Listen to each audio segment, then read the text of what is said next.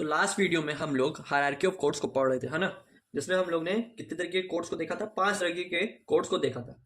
चलिए पहले एक बार लिख लेते हैं कौन कौन तरीके के कोर्ट्स देखे थे। पहले हमने देखा था हाई कोर्ट को, फिर उसके नीचे हम लोग गए थे कोर्ट ऑफ सेशन में। ठीक है, कोर्ट ऑफ सेशन के बाद हम गए थे जुडिशियल मजिस्ट्रेट फर्स्ट क्लास में, फिर हम गए थे जुडिशियल मजिस्ट्रेट सेकेंड क्लास में, और लास्ट में हम लोग ने देखा था एग्जीक्यूटिव मजिस्ट्रेट को। ठीक है, तो इस तरीके से हम लोग ने कोर्ट की क्लासिफिकेशन को पढ़ा था। अब देखिए हम लोग ने कोर्ट क्लासिफिकेशन को पढ़ा, तो अभी हम लोग ने इससे देखा कि यहाँ पे किस तरीके से कोर्ट बटे हुए हैं, है ना। हर एक स्पेसिफिक मैनर में कोर्ट बटा हुआ है। ठीक है, छोटे से लेके बड़ा कोर्ट तक ऐसे डिवाइडेड है। अब हम लोग आज की वीडियो में डिस्कस करेंगे कि इनकी क्या पावर्स है, यानी कि जो हम लोग की हायरार्की ऑफ कोर्ट्स थी। ठीक है, जो हम लोग लास्ट वीडियो में हायरार्की ऑफ कोर्ट्स पढ़ रहे थे, अब इनकी पावर के बारे में आज हम लोग पढ़ेंगे। किसके बारे में पढ़ेंगे हम लोग? पावर के बारे में, जिसमें से आज हम लोग सेक्शन देखेंगे 22, 23 और 24। पावर ऑफ क्या दिया है? कोर्ट्स। कहां पे डिफाइंड है ये? चैप्टर 3 में। बीएनएसएस के चैप्टर 3 में हमारा पावर ऑफ कोर्ट का टॉपिक डिफाइन किया गया है। तो आज की वीडियो में हम लोग डिस्कस करेंगे चैप्टर 3 को, जो बात करता है पावर ऑफ कोर्ट्स के बारे में। देखिए कोर्ट की जो पावर है वो सीआरपीसी में 3 तरीके से, यानी कि बीएनएसएस में 3 तरीके से देखी जाती है। एक यहाँ पे पनिशमेंट के बेसिस पे पावर को सेट किया जाता है कि यहाँ पे पनिशमेंट देने की कितनी पावर है कोर्ट के पास। दूसरा यहाँ पे बात करता है to try the specific offence, to try offence, किस मैटर में कौन सा कोर्ट यहाँ पे उस मामले में अपने एक्शन को, अपने मैटर को ट्राई करेगा कि कौन इसके लिए अप्रोप्रिएट मजिस्ट्रेट या फिर कोर्ट है स्पेसिफिक। तीसरा यहाँ पे बात करता है कॉग्निजेंस के बारे में कि कौन सा मजिस्ट्रेट इसमें या कौन सी स्पेसिफिक कोर्ट इसमें एक्शन लेगी। तो इन 3 बेसिस से, punishment, to try the offence और कॉग्निजेंस, इन 3 तरीके से हम लोग कोर्ट की पावर को समझेंगे। ठीक है, लेकिन आज की वीडियो में हम लोग पनिशमेंट में ही बात करेंगे। आज की वीडियो में हम सिर्फ पनिशमेंट को लेकर बात करेंगे, जिसमें हम लोग डील करेंगे सेक्शन 22, 23 और 24 को। ठीक है, इन 3 सेक्शन को हम सेक्शन 6 के साथ पढ़ेंगे, उसको कोरिलेट करके समझेंगे। ठीक है, तो चलिए स्टार्ट करते हैं। तो यहां पे सिंपली बताया जा रहा है कि हाई कोर्ट की क्या पावर है। पहले देखते हैं हाई कोर्ट की क्या पावर है। हाई कोर्ट के पास कोई भी सेंटेंस को पास करने की अथॉरिटी दी है। हाई कोर्ट के पास क्या पावर है? एनी सेंटेंस, वो किसी भी तरह की सजा सुना सकता है, whether death sentence, whether life imprisonment या any type of sentences according to the crime, according to the nature of the crime. ठीक है, हमारे हाई कोर्ट के पास पावर है कि वो किसी भी प्रकार के सेंटेंस को सुना सकता है, उसको ट्राई कर सकता है, उसके मैटर पे, उस टाइप के मैटर पे अपने खुद के बेसिस पे एक्शन ले सकता है। कौन? हमारा हाई कोर्ट। ठीक है, साथ ही साथ इसमें कोर्ट ऑफ सेशन या एडिशनल सेशन जज के पास सेम पावर है कि वहां पे भी वो एनी सेंटेंस दे सकते हैं। उनके पास भी कोई भी सेंटेंस, यानी कि किसी प्रकार की सजा को सुनाने की, और साथ ही साथ इसमें उनके पास फाइन देने की भी पावर है। सेंटेंस प्लस फाइन दोनों वो पास कर सकता है। लेकिन एक यहां पे इन्होंने एक्सेप्शन डाला है कि अगर यहां पे कोई मैटर है जिसमें डेथ सेंटेंस बताई गई है। क्या बताई गई है? जिसमें डेथ सेंटेंस, ठीक है, मौत की सजा सुनानी है, तो यहां पे उनको हाई कोर्ट से परमिशन लेनी पड़ेगी। हाई कोर्ट से परमिशन लेनी पड़ेगी। ठीक है, हाई कोर्ट और कोर्ट ऑफ सेशन कोई भी सेंटेंस सुना तो सकते हैं, लेकिन डेथ सेंटेंस के लिए कोर्ट ऑफ सेशन को किससे? हाई कोर्ट से पावर लेनी होगी। इतने में ही हमारा डिफाइन हो गया आपका सेक्शन 22। क्या बात करता है सेक्शन 22? सेक्शन 22 बात करता है sentences which high courts and session court में पास। बेयर एक्ट में आप सेक्शन 22 बीएनएसएस जब पढ़ेंगे तो उसमें दिया गया है हाई कोर्ट में pass any sentence authorised by law, a session judge or additional session judge may pass any sentence authorized by law, but any sentence of death passed by any such judge shall be subject to the confirmation by the high court. हम यहाँ पे court of session में death sentence तभी पास कर सकते हैं जब high court के हमारे पास प्रॉपर परमिशन हो रिटर्न में। वो उनके कंफर्मेशन के अकॉर्डिंग ही हम यहाँ पे court of session death sentence को पास कर सकती है। तो यहाँ पे आपका सेक्शन 22 भी डिफाइंड हो गया। साथ ही साथ हमने हाई कोर्ट और कोर्ट ऑफ सेशन की पावर को भी समझ लिया पनिशमेंट के अकॉर्डिंग। ठीक है, अब हम लोग देखते हैं यहाँ पे जुडिशियल मजिस्ट्रेट फर्स्ट क्लास की, जेएम फर्स्ट क्लास की क्या पावर है। देखिए, जेएम फर्स्ट क्लास में हमारा सबसे सीनियर मोस्ट होता है सीजीएम का कोर्ट। वहां पे आपको सीजीएम कोर्ट देखने को मिला होगा। तो जो सीजीएम कोर्ट है उसको बोलते हैं हम लोग चीफ जुडिशियल मजिस्ट्रेट।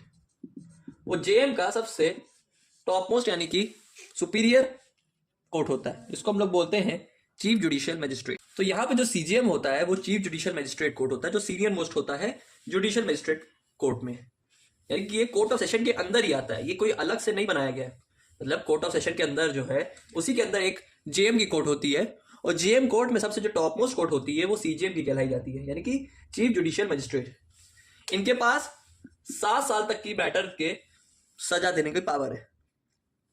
इनके पास कोई भी क्राइम हुआ है जिसमें 7 साल तक की सजा दी गई है या इसके बराबर की सजा दी गई है, वो यहां पे दे सकता है, और यहां पे वो फाइन कितने भी अमाउंट का ऑर्डर कर सकता है। कहने का मतलब है यहां पे वो जितना भी मैटर है जिसमें 7 साल तक की सजा है या 7 साल के अंदर की सजा जिसमें बताई गई है, वो वहां पे ये आपको ये कोर्ट प्रोवाइड करता है, और किसी भी प्रकार का फाइन आप ये कोर्ट दे सकता है। ठीक है। और जो जेएम एफसी कोर्ट होता है, अब हम लोग सीजीएम में पढ़ लिए, जेएम एफसी में फर्स्ट कोर्ट पढ़ लिए सीजीएम, उसी के अंडर आ गई हमारी JM first class court. JM first class court, इनके पास पावर होता है 3 साल या 3 साल के बराबर तक के क्राइम यानी कि ऑफेंस का पनिशमेंट देने का। साथ ही साथ ये 50,000 तक का फाइन दे सकते हैं। ये सीआरपीसी में था 50,000 तक का फाइन, ये बीएनएसएस में 50,000 तक का फाइन दे सकते हैं। पहले इनके पास कितनी पावर थी? 10,000 तक का फाइन केवल दे सकते थे सीआरपीसी के अंडर। पहले सीआरपीसी के अंडर 10,000 तक का फाइन देने की पावर थी, अब 50,000 तक की फाइन देने की पावर है किसमें? बीएनएसएस में। फिर चलते हैं हम लोग जुडिशियल मजिस्ट्रेट सेकंड क्लास के पास। जुडिशियल मजिस्ट्रेट सेकंड क्लास के पास पावर है 1 साल तक के मैटर में, 1 साल तक का ऑफेंस में पावर देने, 1 साल तक के ऑफेंस में पनिशमेंट देने की, और साथ ही साथ ये 10,000 तक का फाइन दे सकते हैं बीएनएसएस में, जो पहले सीआरपीसी में 5,000 तक हुआ करती थी। कहने का मतलब है कि यहां पे पहले सीआरपीसी में 5,000 तक का फाइन दे सकता था जुडिशियल मजिस्ट्रेट सेकंड क्लास, जिसको अब बढ़ा के 10,000 तक कर दी गई है, और साल और 1 साल तक की सजा देने का पावर है। ठीक है। तो इस तरीके से साथ ही साथ इसमें इनके लिए न्यू पनिशमेंट ऐड की गई है। ठीक है। न्यू पनिशमेंट इसमें कहने का मतलब इसमें ऐड की गई है, जिसमें कम्युनिटी सर्विस नाम की पनिशमेंट इनके लिए जोड़ी गई है। ठीक है। जो छोटे मोटे क्राइम से रिलेटेड होती है, कम्युनिटी सर्विस को हम लोग और पढ़ेंगे। जिस अभी के लिए इतना जान लीजिए कि ये एनजीओ रिलेटेड सर्विसेज होती है, यानी किसी की सेवा करना, जस्ट लाइक दैट। तो उस तरीके की सर्विसेज को हम लोग कम्युनिटी सर्विस में काउंट करते हैं। तो ये अभी बीएनएसएस में ऐड की गई है, सीआरपीसी में ये इस टाइप की पनिशमेंट नहीं हुआ करती। ये बेसिकली एक टाइप की पनिशमेंट है कम्युनिटी सर्विस, जो जेएम सेकंड क्लास और साथ ही साथ जेएम फर्स्ट क्लास को अथॉरिटी दी गई है कि वो इस टाइप की भी सजा सुना सकते हैं, कम्युनिटी सर्विस, जिसमें वो एनजीओ रिलेटेड वर्क करवा सकते हैं। बाकी कम्युनिटी सर्विस के बारे में हम लोग एक सेपरेट टॉपिक में जब पढ़ेंगे पनिशमेंट को तो पढ़ेंगे। तो ये हमारा यहाँ पे खत्म हो गया आपका सेक्शन 23। ये क्लॉज 1 था, ये क्लॉज 2 था, और ये क्लॉज 3 था। क्लॉज 1, क्लॉज 2, क्लॉज 3 हमारा 23 का। अब हम लोग बैराक रीडिंग से भी सेक्शन 23 पढ़ लेते हैं कि यहाँ पे बताया गया सीजीएम में pass any sentence authorised by law except a sentence of death और any of the imprisonment for life of imprisonment for a term exceeding 7 years। जो बात मैंने यहाँ पे आपको समझा दी। ठीक है। क्लॉज 2 देखते हैं सेक्शन 23 का। The court of a magistrate of the first class may pass a sentence of imprisonment for a term not exceeding to 3 years or a fine not exceeding to 50,000 or both or of community service। ठीक है। Community service भी दे सकता है, 50,000 तक का fine भी सिर्फ दे सकता है, 3 साल तक की सजा भी सिर्फ दे सकता है, या फिर दोनों फाइन और पनिशमेंट दे सकता है। ठीक है। सेक्शन 23 का क्लॉज 3 क्या बात करता है?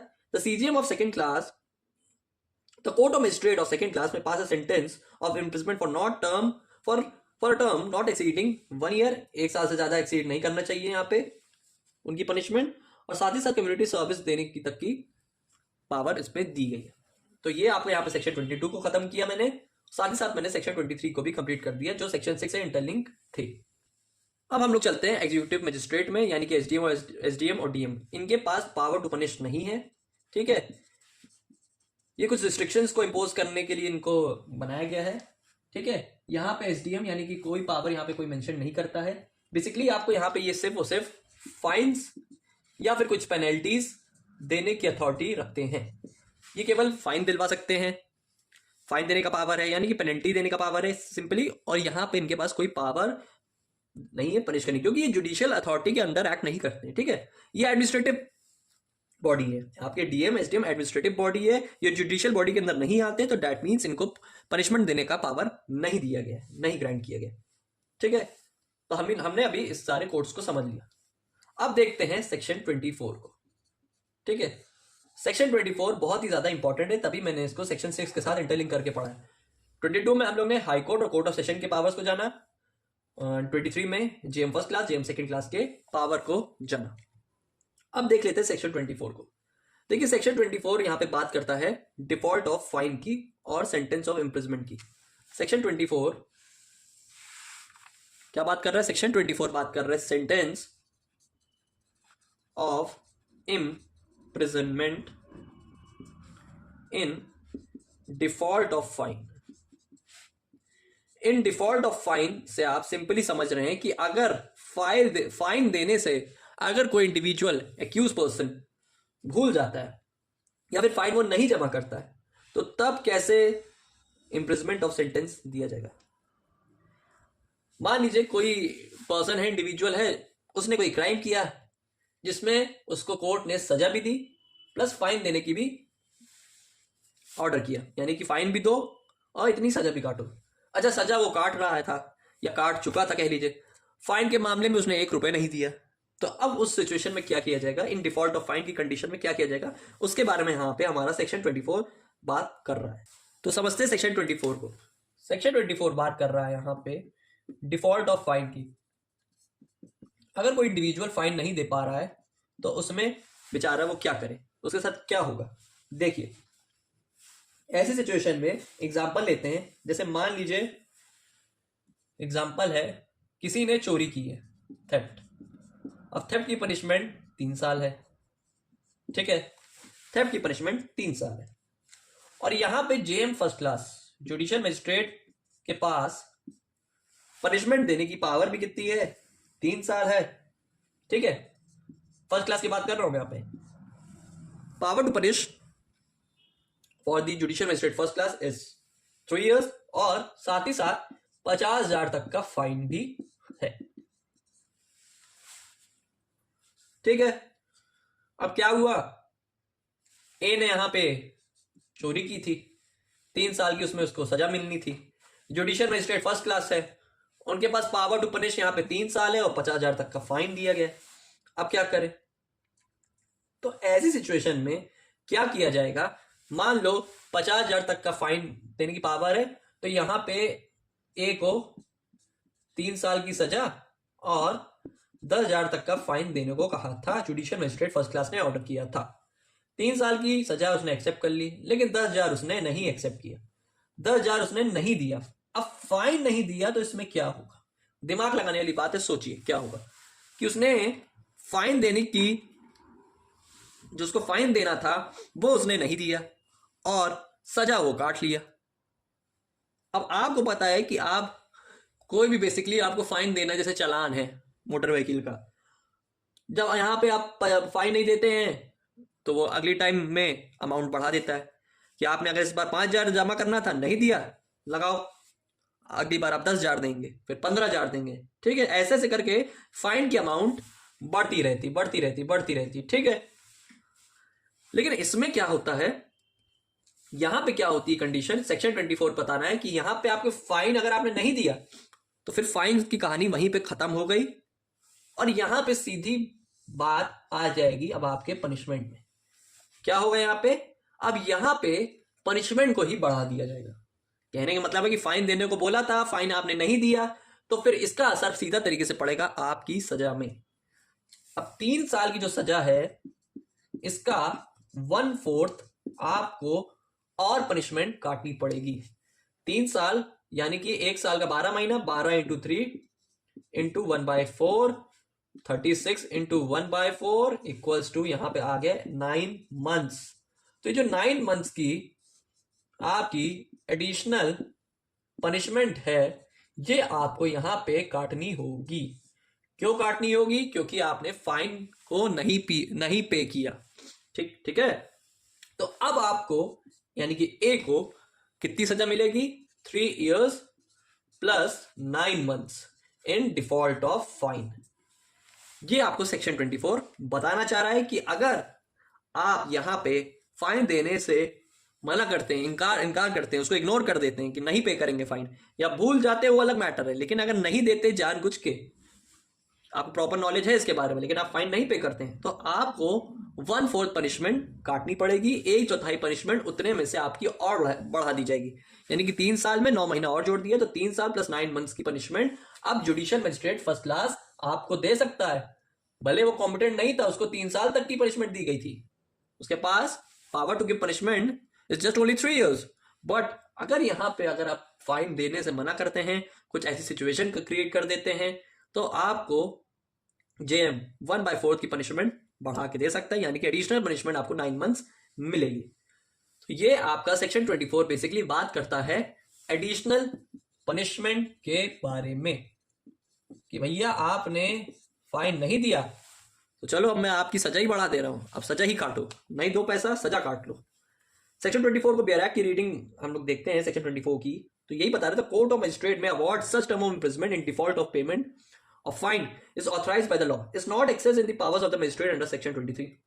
कि वो सेक्शन 23 की जुडिशियल मजिस्ट्रेट की पावर से ज्यादा नहीं होना चाहिए, पहले तो ये बात आपको जाननी है। ठीक है। और ये इसको हम लोग अलग से सब्सटैंटिव पार्ट ऑफ पनिशमेंट नहीं बोलेंगे, कहने मतलब नहीं कि इसको हम लोग ने अलग से दी, वो अलग से दी, वो उसी में ही ऐड हो जाएगी, तभी इसका नाम एडिशनल पनिशमेंट रखा गया कि आप उसी में उस सजा को बढ़ा दिए हैं। ठीक है। तो इसमें कहा है exceed 1/4 of the term of punishment of the imprisonment which the magistrate is competent to inflict as punishment for the offence otherwise than as the imprisonment in default of the payment of the fine, कि 1/4 से बढ़ा के आपको punishment यहाँ पे दी जाएगी।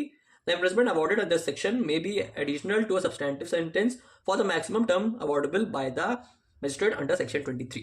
ये आपकी मैंने बेयर एक्ट की रीडिंग की, जिसमें आपको यही मैंने समझाया कि अगर यहाँ पे नॉर्मल पनिशमेंट आपको कोर्ट दे रही है और साथ में फाइन के लिए भी बोल रही है, लेकिन आप फाइन नहीं पे करते हैं, तो सीधी तरीके से आपकी पनिशमेंट बढ़ा दी जाएगी, उसी पे सीधा ही डायरेक्ट असर करेगा। तो सेक्शन 24 में हम लोग डिफॉल्ट ऑफ फाइन के बारे में पढ़ रहे थे, यानी कि एडिशनल पनिशमेंट के बारे में हम लोग समझ रहे थे।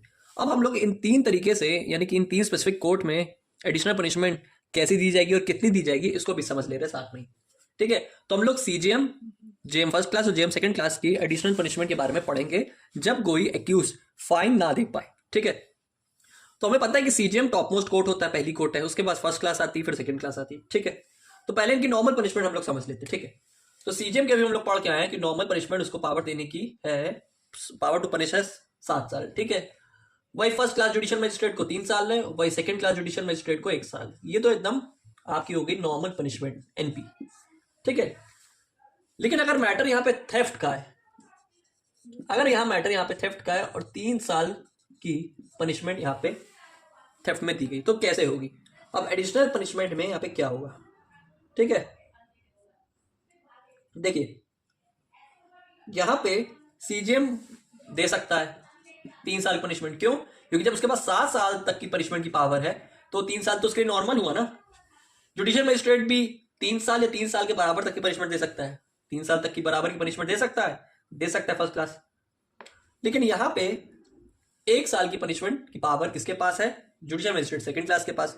वो यहां पे 3 साल की पावर नहीं दे सकता, वो देगा तो सिर्फ 1 साल की, या तो उसका मैटर जेएम फर्स्ट में ट्रांसफर हो जाएगा, क्योंकि जेएम फर्स्ट के पास ज्यादा पावर है ना पनिशमेंट देने की, इसके पास सिर्फ 1 साल है, उसके पास ज्यादा पनिशमेंट देने की पावर है, तो ये 1 साल वाली पनिशमेंट वो कैसे दे पाएगा? पॉसिबल ही नहीं है। तो इसमें क्या होगा, अब यहां पे मैटर लेके चलते थेफ्ट में, अब इसमें 3 साल बढ़ाते हैं। चलिए, इसमें 3 साल की पनिशमेंट को बढ़ा के देखते हैं तो क्या होगा। तो अभी हम लोग पढ़ के आए कि यहां पे अगर फाइन नहीं दे पा रहा है, मान लीजिए 3 साल की सजा के साथ 10,000 तक का फाइन था, वो यहां पे नहीं दे पाया। अब यहां पे पनिशमेंट कैसे कैलकुलेट होगी इन तीनों मजिस्ट्रेट कोर्ट्स में? ठीक है। तो यहां पे हम पढ़ के आए 1/4, तो 3 साल का हमको पता चला कितना होता है, 12 3 जा 36 मंथ्स। ठीक है। यहां पे कितना होगा, 12 3 जा 36 मंथ्स। यहां पे 12 इंटू 1 करेंगे, कितना है यहाँ पे 12 मंथ्स। तो यहाँ पे 36 मंथ्स है, इंटू 1/4 करते। ठीक है। अब 4 9 से 36 होता है, तो यहाँ पे कितना आ गया 9 मंथ्स। ठीक है, अब यहाँ पे भी वही आ गया 36 इंटू 1/4, 9 4 जा 36, कितना आ गया 9 मंथ्स। ठीक है, यहाँ पे सिर्फ 12 मंथ्स है, तो 12 इंटू 1/4, 4 3 जा 12, आ गया यहाँ पे 3 मंथ्स। ठीक है,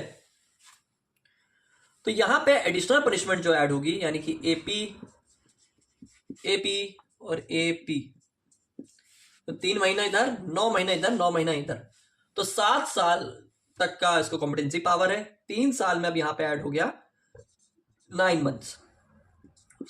ये किसकी थी? सीजीएम की। फर्स्ट क्लास में भी 3 साल प्लस 9 मंथ्स, ये हो गई जेएम फर्स्ट क्लास की। और यहाँ पे 1 साल में 3 मंथ्स, ये हो गई हमारी जेएम सेकेंड क्लास की। ठीक है, तो इस तरीके से हम लोग थेफ्ट के मैटर में प्रैक्टिकल मैनर में पनिशमेंट देते हैं। इसमें हम लोग कई बार देखते हैं ना कि यार इसने ये ऑफेंस किया तो उसमें ये सजा मिलेगी, तो यहाँ पुली, लेकिन कौन उसको सजा देगा, कौन इसके लिए अप्रोप्रिएट एक परफेक्ट पर्सन है उस स्पेसिफिक टाइप ऑफ ऑफेंस को ट्राई करने के लिए? तो इस तरीके से यहाँ पे वो पर्सन ट्राई करेगा। सीजीएम के पास अगर मैटर जाएगा तो additional power to punish 36 months, यानी कि एडिशनल पावर यहाँ पे 9 मंथ्स की ऐड हो जाएगी। यहाँ पे जेएम फर्स्ट में एडिशनल पावर 9 मंथ्स की इसके पास भी ऐड हो जाएगी, और इधर इसके पास 3 मंथ्स की पावर एडिशनल ऐड हो जाएगी। तो इस तरीके से यहाँ पे हम डिफॉल्ट के केस में, यानी कि फाइन ना देने पे, हम लोग पनिशमेंट को इस तरीके से इन तीनों सेपरेट मजिस्ट्रेट कोर्ट में कैलकुलेट करते हैं। तो ये था हमारा सेक्शन 24। तो सेक्शन 6 के साथ मैंने आपको सेक्शन 22, सेक्शन 23 और 24 इंटरलिंक करके पढ़ाया, जिसमें मैंने कल आपको सेक्शन 6 में कोर्ट की हायरार्की को समझाया था। सेक्शन 22 में मैंने आपको हाई कोर्ट और प्लस कोर्ट ऑफ सेशन की पावर टू पनिश देने की, पावर फॉर द पनिशमेंट के बारे में मैंने समझाया। और यहाँ पे सेक्शन 23 मैंने जुडिशियल मजिस्ट्रेट फर्स्ट क्लास और सेकंड क्लास की पनिशमेंट के बारे में बात किया, और लास्ट में मैंने सेक्शन 24 में एडिशनल पनिशमेंट यानी कि डिफॉल्ट ऑफ फाइन के बारे में बात किया। तो ये था आपका कॉन्सेप्ट। आई होप आपको आज की वीडियो का कॉन्सेप्ट अच्छे से क्लियर हुआ हो, सारी चीज आपको डिटेल मैनर में समझ आई हो। तो मिलते हैं फिर बीएनएसएस की नेक्स्ट वीडियो में।